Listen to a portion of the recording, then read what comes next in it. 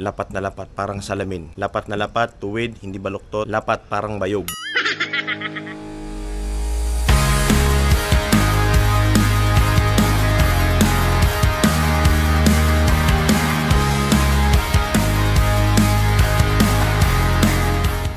Hi there mga kaps. For today ay simula na ng labanan sa pag-finish ng ating mga cabinets for Ma'am Geraldine and Sir Chody.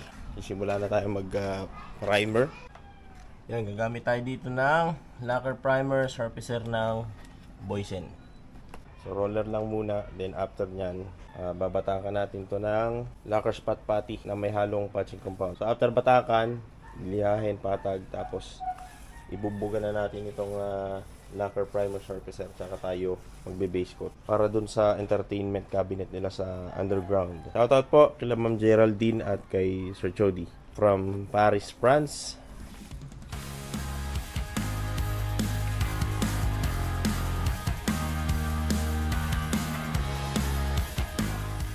Ang mixing ratio nito mga kaps, yung automotive lacquer primer surfacer na ito ay 3:1. Parang shading sealer lang din siya mga kaps. 3 parts ng primer surfacer, 1 part naman ng lacquer thinner. So after natin ma-primeran mga kaps yung ating mga cabinet, babatakan natin siya ng lacquer spot pad.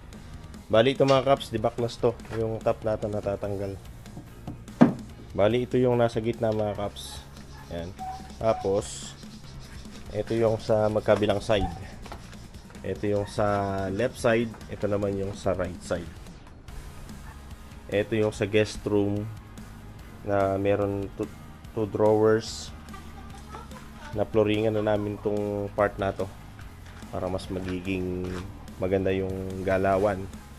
So ayun o, tuyo na siya kagad mga kaps. 1 minutes lang. Pwede na itong batakan para magpantay na lahat ng mga betas nitong top. So soon, ang poploringan naman natin mula dito hanggang dito sa part na ito mga kaps. Medyo mahaba-haba ito, 12 feet, saka 12 feet, 24 feet na haba, tapos 20 feet yung lapad na yun. So yun mga kaps, i-update ko kayo sa mga kaganapan at sa patuloy nating pag-finish nitong mga projects natin. I hope so na matapos na ito before this end of October para ma-deliver na natin kila Ma'am Geraldine. Ayan po, hello po sa inyo Ma'am Geraldine dyan, ingat po kayo at maraming salamat dahil sa pagtitiwala nyo na gawin namin yung inyong mga modular cabinets nyo.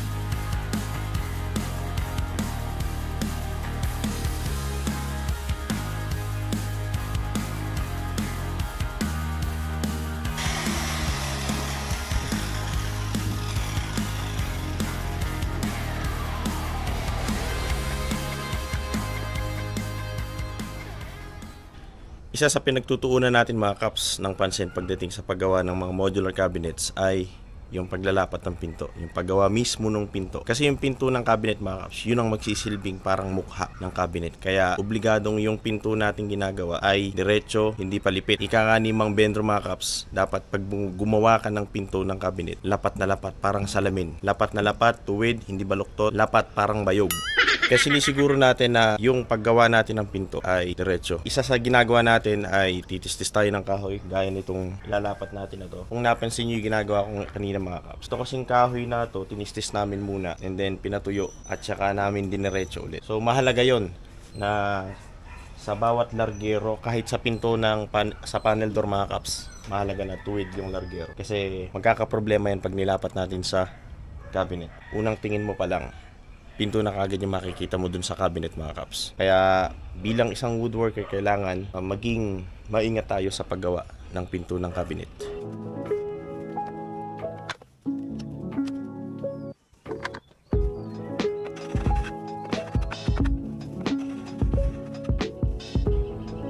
Sinachamperan natin mga kaps yung gilid na to. Ito kasi yung sa side ng bisagra, itong concealed hinges. Medyo dikit kasi siya dun sa kabilang, sa isa pang door mga kaps. Kaya kailangan medyo parang naka-curve yung edge nito, yung corner nitong pinto, para hindi siya tatama dun sa kabilang side ng pinto.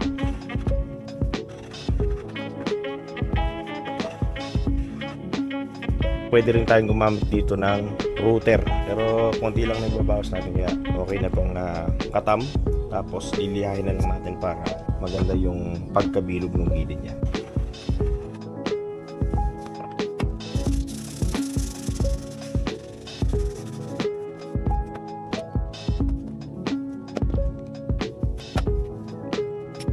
Ngayon naman ay babawas tayo ng konti gamit ang planer dito sa side natin para mas mailapat natin ang maayos to dun sa cabinet.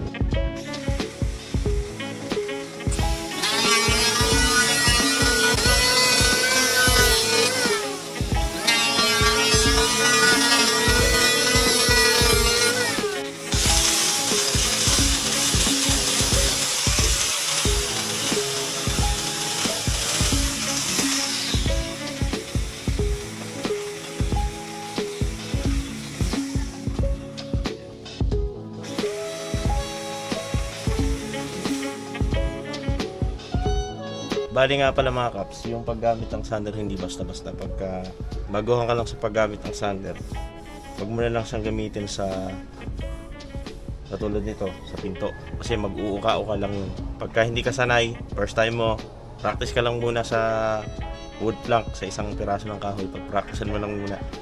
Kasi yung diin ng kamay, yung pulso, hindi rin basta-basta kailangan mapag-aralan. Diba, Mi? Alright, ayos na ito mga kaps. Ayun, nagkakabit ko na lang ito mga kaps. Ito okay na to. Tapos yung isang side na lang na yan. Bali na ilapat ko na yan, tatanggalin ko lang ulit para mabawasan ko yung mga side, yung gilid, para mas maganda yung lapat niya mga kaps. Ayan si Bayaw, tuloy-tuloy ang kanyang pagpahid. Habang buhay, kung sa'yo'y maghihintay. Yan na. Yan si Bayaw ko niyan, karpintero barnisador. Kapag karpintero barnisador ka, malupit ka. Wow! Kasi karpintero ka na, nagbabarnis ka pa. Mapera, no? Tama. Kahit saan ka ilagay, barnis ka ika. Kaya lagyan, ano? Pwede sa barnis, pwede sa karpintero.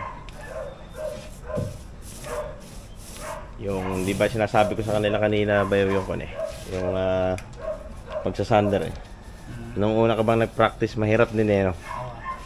Marami ka munang ma-experience na bako-bako bago mo matutunan yung hukay-hukay ika. Pero pagdadaanan talaga yan mga kaps, yung hukay-hukay sa sander. Pero sa mabilisang trabaho kasi yung sander hindi na nawawala yan. Pero hindi basta ginamit mo lang yung sander. Kasi pagka sander dito, sander doon, eh malamang sa bako-bako, ay ka nga, parang sungka. Na kailangan pulso, may pulso ika.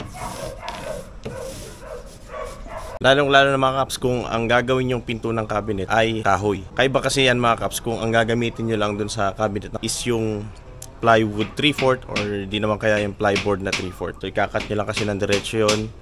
Kung pwedeng hindi nyo nasalagyan ng casing or edging, okay na yun. Unlike dun sa kahoy, kailangan diretsuhin mo muna siya at tuyo yung kahoy. Isa yun sa pinakamahalaga. Suhitado, parehas ng kapal, parehas ng lapad, at yun nga, sabi ko paulit-ulit, diretso yung kahoy. Ganon din sa paggamit ng planer mga kap. Hindi lang dun sa jointer planer. Kasi sa jointer planer, kailangan maingat ka dun. Kasi maaring ma-injury ka, maputulan ka ng mga daliri. Doon naman sa paggamit ng electric hand planer naman, kailangan doon malumanay lang, dahan-dahan lang. Kasi yung kain ng planer, pagka binigla mong mabilisan, ang nagiging resulta nun is natutuklap yung kahoy. So, yun ang iniiwasan. Tsaka kailangan laging matalim yung planer natin, yung blades, para smooth na smooth yung finish pagdating sa pag-planer ng kahoy. Hindi masyadong malaki yung kain, hindi masyadong manipis. Natitimpla naman yan mga kaps. So, as time goes by, magiging sanay din kayo sa paggamit nun.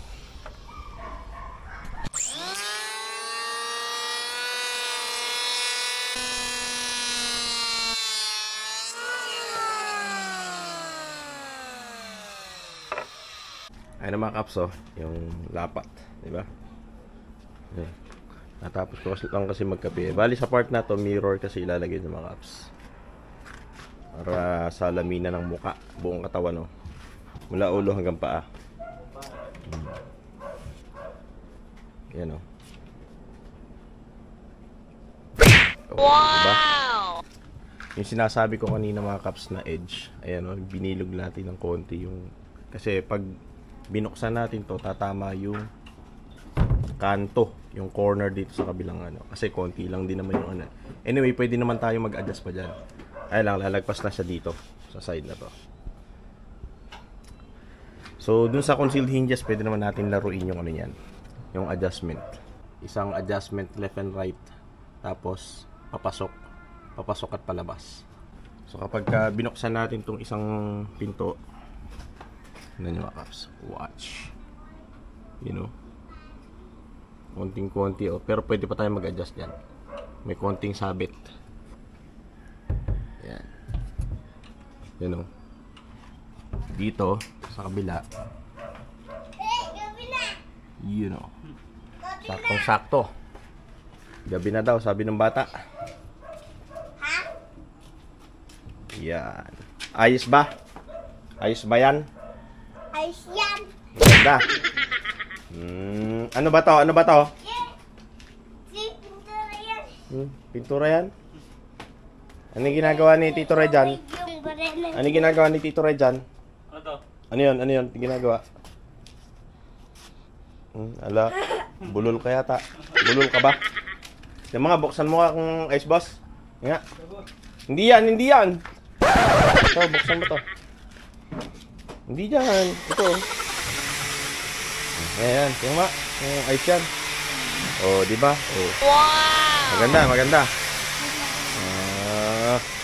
Maganda, maganda.